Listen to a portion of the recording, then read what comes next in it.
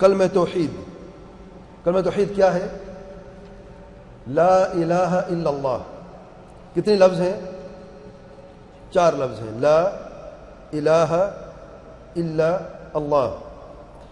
کلمہ توحید کا معنی جو صحیح معنی ہے وہ یہ ہے لا معبود بحق الا اللہ. لا معبود بحق الا اللہ. آپ دیکھ رہے ہیں کہ لا الہ الا اللہ اوپر لکھا ہے، اس کے نیچے لکھا ہے لا معبود بحق الا اللہ. لا کے نیچے ایک تیر ہے جو لا کی طرف جا رہا ہے.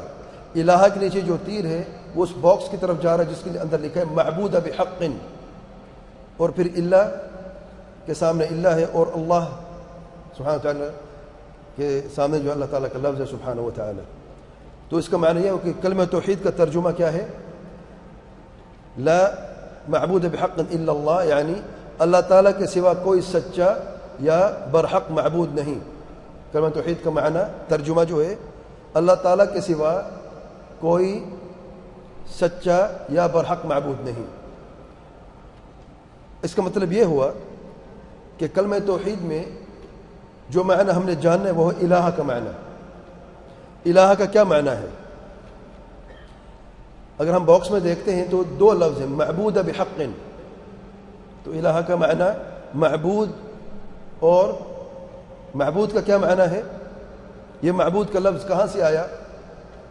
اس کی کیا دلیل ہے؟ آپ دیکھیں معبود کے نیچے ایک باکس بنا ہوا ہے اور اس میں یہ دلیل ہے. اللہ تعالیٰ فرماتے ہیں اللہ تعبدوا الا اللہ انی اخاف علیکم عذاب یوم علیم. سورۃ ہود آیت نمبر 26 میں اللہ تعالیٰ فرماتے ہیں کہ اللہ کے سوا کسی کی عبادت نہ کرو، مجھے تمہاری نسبت عذاب علیم کا خوف ہے.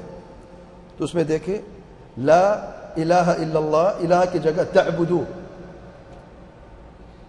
تو یہاں سے پتہ چلتا کہ الہ کا معنی جو ہے وہ معبود ہے. اور پھر برحق، یہ برحق کا لفظ کہاں سے آیا؟ کلمہ توحید کے اندر تو نہیں ہے. لا الہ الا اللہ حق کا لفظ نہیں ہے. یہ کہاں سے آیا؟ اس کی دلیل بھی ہے اور تعلیل بھی ہے. دلیل جو ہے اللہ تعالیٰ کا فرمان سورۃ الحج میں آیت نمبر 62 میں اللہ تعالیٰ فرماتے ہیں ذَلِكَ بِأَنَّ اللَّهَ هُوَ الْحَقُّ وَأَنَّ مَا يَدْعُونَ مِن دُونِهِ هُوَ الْبَاطِلُ وَأَنَّ اللَّهَ هُوَ الْعَلِيُّ الْكَبِيرُ.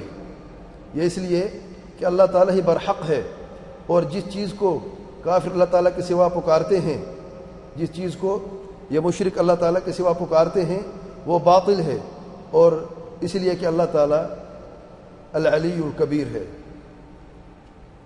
تو یہاں سے پتہ چلتا ہے کہ برحق اس آیت میں اللہ تعالیٰ فرماتے ہیں کہ اللہ تعالیٰ حق معبود ہے، باقی سارے باطل معبود ہیں. ایک ہی معبود برحق ہے، وہ ہے اللہ تعالیٰ.